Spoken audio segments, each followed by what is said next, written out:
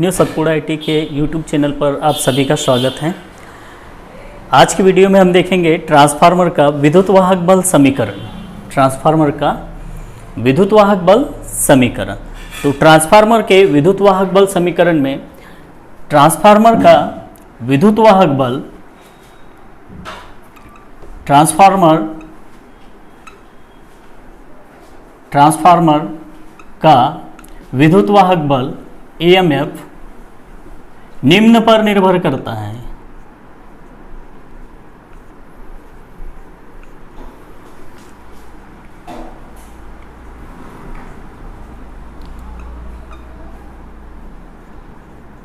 पहला, वाइंडिंग में उत्पन्न होने वाले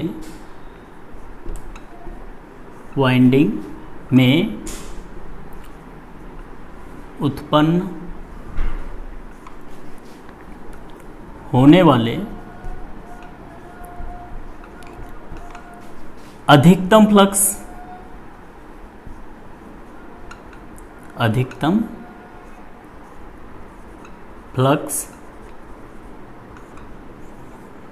फाई एम। वाइंडिंग में उत्पन्न होने वाले अधिकतम फ्लक्स फाई एम पर। दूसरा, सप्लाई फ्रीक्वेंसी पर, सप्लाई आवृत्ति एफ पर, सप्लाई फ्रीक्वेंसी पर। और तीसरा, इस प्रकार ट्रांसफार्मर का विद्युत वाहक बल समीकरण निम्न कारकों पर निर्भर करता है। वाइंडिंग में उत्पन्न होने वाले अधिकतम फ्लक्स फाई एम पर, सप्लाई फ्रीक्वेंसी एफ पर, सप्लाई फ्रीक्वेंसी पर भी निर्भर करेगा। और प्राइमरी व सेकेंडरी वाइंडिंग की जो टर्न संख्या है, लपेट की संख्या है, जिसे n से शो किया गया है, उस पर भी निर्भर करेगा। तो E प्रोपोर्शनल फाई एम, दूसरा E प्रोपोर्शनल F और E प्रोपोर्शनल N, तीनों पर निर्भर करेगा। इस प्रकार हम इसको लिख सकते हैं E proportional phi M F into N। ये हो जाएगा ट्रांसफार्मर का विद्युत वाहक बल समीकरण E proportional phi M F into N। E इसका एवरेज मान है, विद्युत वाहक बल का इसको हम औसत मान लेते हैं। E एवरेज बराबर phi M F into N, जहाँ फाई एम क्या है, मैक्सिमम फ्लक्स, F क्या है, फ्रीक्वेंसी, और N क्या है, नंबर ऑफ टर्न्स। अब E एवरेज लेते हैं, लेकिन क्या होता है जब ट्रांसफार्मर का विद्युत वाहक बल समीकरण लिया जाता है तो AC का क्या लिया जाता है, हमेशा उसका प्रभावी मान लिया जाता है। तो E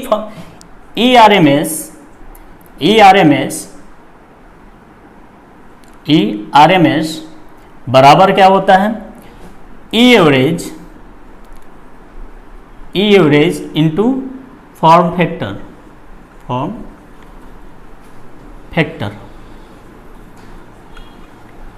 और आपको पता है कि फॉर्म फैक्टर का मान कितना होता है, 1.11।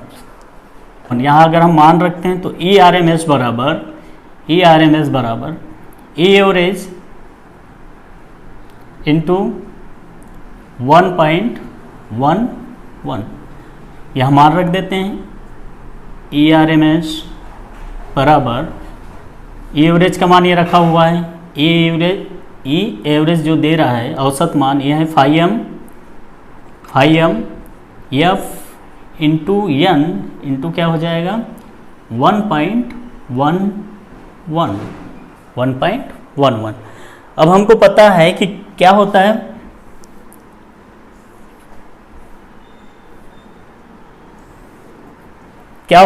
कि ट्रांसफार्मर AC सप्लाई पर कार्य करता है। और AC सप्लाई पर कौन सी वेव बन रही है, मान लो वहाँ पे साइनोसाइडल वेव बन रही है, ज्यावक्री तरंग बन रहा है। तो ज्यावक्री तरंग में कि प्रत्येक साइकिल में ज्यावक्री या साइनोसाइडल वेव की प्रत्येक साइकिल में क्या होता है, जो मैग्नेटिक फ्लक्स होता है वो 4 बार शून्य से अधिकतम के बीच में परिवर्तित होता है। जो मैक्सिमम फ्लक्स जो होता है या चुंबकीय फ्लक्स जो होता है वो क्या होता है, प्रत्येक साइकिल में 4 बार शून्य से अधिकतम के बीच में 4 बार शून्य से अधिकतम के बीच में परिवर्तित होता है। इसलिए हम इसको क्या लिख सकते हैं, यहाँ 4 का गुणा कर सकते हैं, तो phi m f into n into 1.11 into 4, तो क्या हो जाएगा, ई आर एम एस बराबर बराबर 4.44 phi m f into n, ये हो जाएगा आपका ट्रांसफार्मर का विद्युत वाहक बल समीकरण। और विद्युत वाहक बल काय में होता है, वोल्ट में। ये हो गया ट्रांसफार्मर का विद्युत वाहक बल समीकरण 4.44 phi m f into n। अगर लेकिन हमको पता है मैक्सिमम फ्लक्स घनत्व या मैक्सिमम फ्लक्स phi m बराबर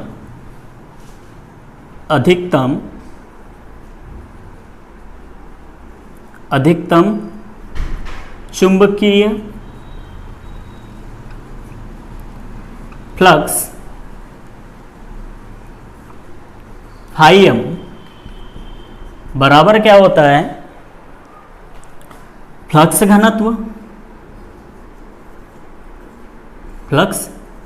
घनत्व जिसे हम शो करते हैं कैसे, B से। अब मैक्सिमम फ्लक्स घनत्व यानी BM इंटू कोर का क्षेत्रफल,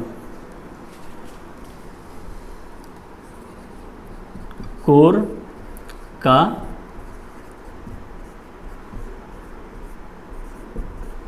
का क्षेत्रफल। तो अधिकतम चुंबकीय फ्लक्स phi m बराबर क्या होता है, फ्लक्स घनत्व Bm से शो कर रहे हैं जिसे मैक्सिमम फ्लक्स, इंटू कोर का क्षेत्रफल जिसे A से शो कर रहे हैं। तो हम इसकी जगह, हम यहाँ पे इसकी जगह phi m की जगह रख सकते हैं E बराबर 4.44 phi m 4.44 into BM A F into n। ये भी हो सकता है आपका ट्रांसफार्मर EMF इक्वेशन, और होगा काय में, वोल्ट में। ट्रांसफार्मर विद्युत वाहक बल काय में रहता है, वोल्ट से शो करते हैं।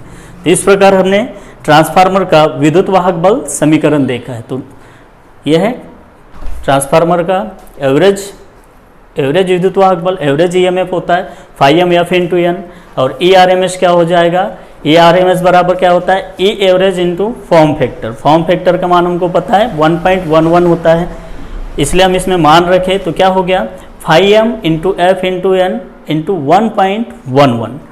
तो ERMS बराबर क्या हो गया, phi m यानी maximum flux into frequency number of turns into 1.11 के साथ हमने 4 का गुणा किए। 4 क्यों जोड़े हम, 4 का गुणा क्यों किया गया, क्योंकि क्या होता है, जो अगर वेव को हम साइन वेव माना जाए, है ना, साइनोसाइडल वेव अगर माना जाए, तो उसमें जो चुंबकीय फ्लक्स होता है वो न्यूनतम से अधिकतम के बीच में 4 बार बदलता रहता है या 4 बार परिवर्तित होता है। इसलिए हम क्या करते हैं, उसमें 4 का गुणा करते हैं।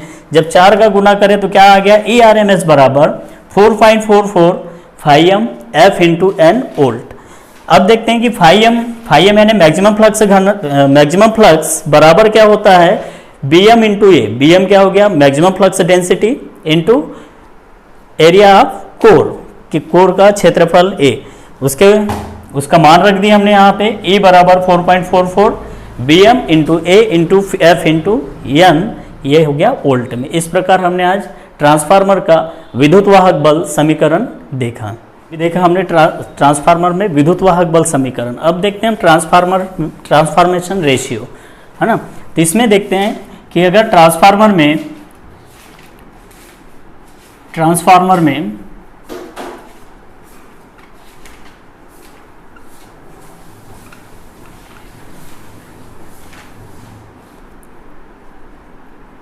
प्राइमरी वाइंडिंग में प्राइमरी वाइंडिंग में उत्पन्न विद्युत वाहक बल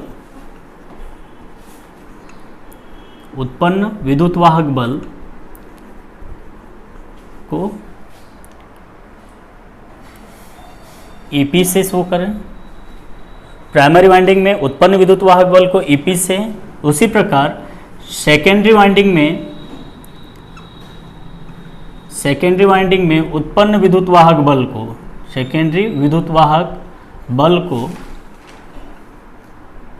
ES से शो करें या ES से दर्शाया जाए। उसी प्रकार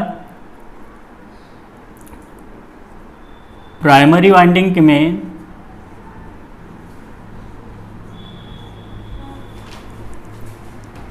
में टर्नों की संख्या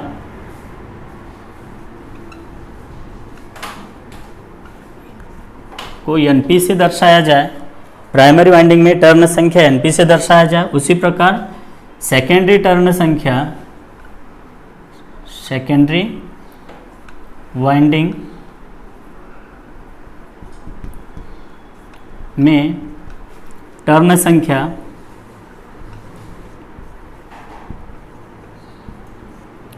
NS हो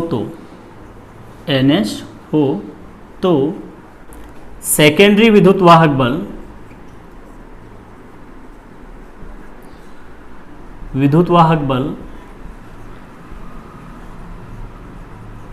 अपॉन प्राइमरी विद्युत वाहक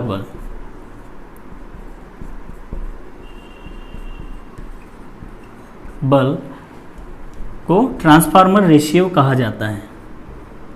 transformer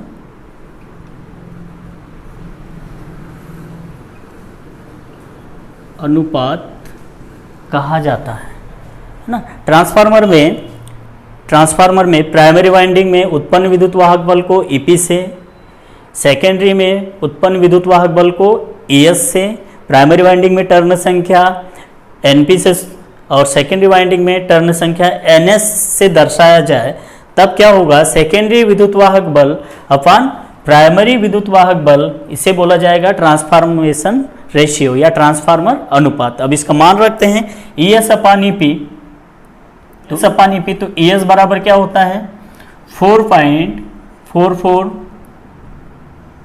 into 5M F into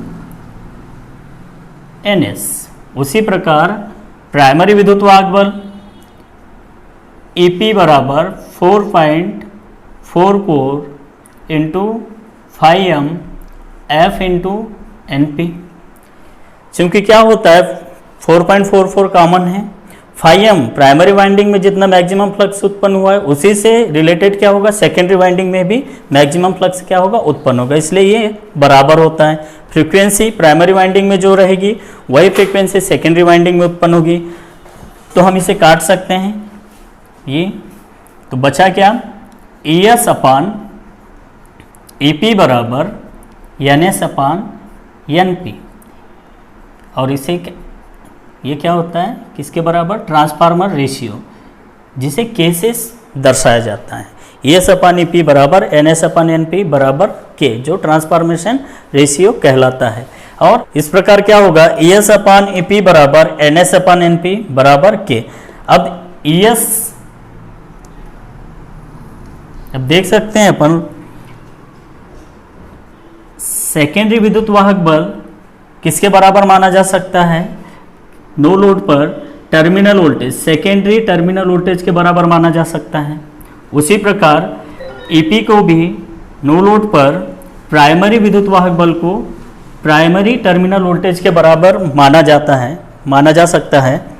हम क्या देखेंगे, ट्रांसफार्मर रेशियो क्या हो जाएगा, सेकेंडरी विद्युत वाहक बल अपॉन प्राइमरी विद्युत वाहक बल, secondary terminal voltage upon primary terminal voltage, और secondary turn upon primary turn किसके बराबर हो जाता है, ट्रांसफॉर्मेशन रेशियो। ये हो गया आपका ट्रांसफॉर्मेशन रेशियो। यदि लॉसेस को अगर नगण्य माना जाए, है ना, जो हानियां है उसे नगण्य माना जाए, तब क्या हो जाएगा, सेकेंडरी पावर है ना। सेकेंडरी आउटपुट पावर अपन क्या हो जाएगा, प्राइमरी इनपुट पावर, इसके बराबर हो जाएगा, दोनों पावर बराबर हो जाएंगे अगर लॉसेस को अपन लोग नगण्य मानते हैं। हमको पता है P बराबर क्या होता है, पावर बराबर वोल्टेज इनटू करंट होता है। तो हम प्राइमरी में अगर पावर लें, सेकेंडरी में अगर हम पावर लें तो P बराबर क्या हो जाएगा, P बराबर EMF से शो कर रहा हूं मैं इसको, ES इंटू IS बराबर प्राइमरी में EP इंटू IP। IS क्या है, सेकेंडरी वाइंडिंग में उत्पन्न प्रवाहित करंट, और P क्या है, IP क्या है, प्राइमरी वाइंडिंग में प्रवाहित विद्युत धारा। अब ES बराबर ES अपान EP यहाँ आ जाएगा, ES अपान EP बराबर क्या हो जाएगा, IP अपान IS। ये किसके बराबर हो जाएगा, ट्रांसफॉर्मेशन रेशियो के बराबर हो जाएगा। ES अपान EP बराबर IP अपान IS। अब उसी प्रकार और देखते हैं, अगर यही पावर अगर मान लें तो P बराबर क्या होता है, I स्क्वायर R। ट्रांसफार्मर में P बराबर I स्क्वायर R होता है, जबकि इसकी जगह हम लेते हैं क्या, टोटल इम्पीडेंस। तो P बराबर हम लिख सकते हैं I स्क्वायर इंटू जेड। तो जब इम्पीडेंस अनुपात हम ट्रांसफॉर्मेशन में देखते हैं, ट्रांसफार्मर रेशियो में इम्पीडेंस का अनुपात अगर देखते हैं, तब क्या होगा, PS into PP, secondary output power बराबर किसके हो जाएगा, प्राइमरी इनपुट पावर। तो इसकी जगह लिख सकते हैं IS स्क्वायर इंटू जेड बराबर IP square into ZP। Z क्या है यहाँ पे, जेड जहाँ पे क्या है, प्रतिबाधा, इम्पीडेंस। इसकी इकाई काय में होती है, ओम में, इम्पीडेंस इन ओम। तो IP बराबर IP स्क्वायर अपान क्या हो जाएगा, IS का स्क्वायर, ये इधर चले जाएगा, बचा क्या, ZS। तो ZS अपान ये क्या हो जाएगा, ZP। इसे हम लिख सकते हैं IP अपान IS दोनों के ऊपर स्क्वायर बराबर ZS अपान ZP।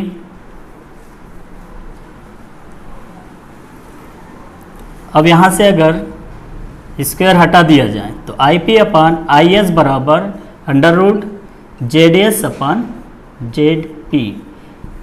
ये हो जाएगा ट्रांसफार्मर में इम्पीडेंस रेशियो ZS अपान ZP। हमने आज देखा ट्रांसफार्मर रेशियो, और ट्रांसफार्मर रेशियो को K से शो करते हैं।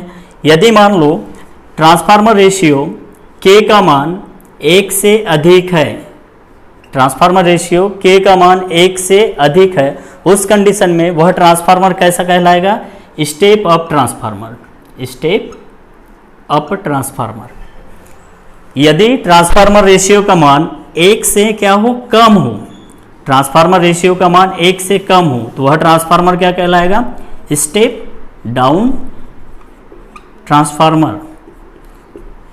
आज हमने ट्रांसफार्मर का विद्युत वाहक बल समीकरण देखा और ट्रांसफॉर्मेशन रेशियो देखा। Thank you.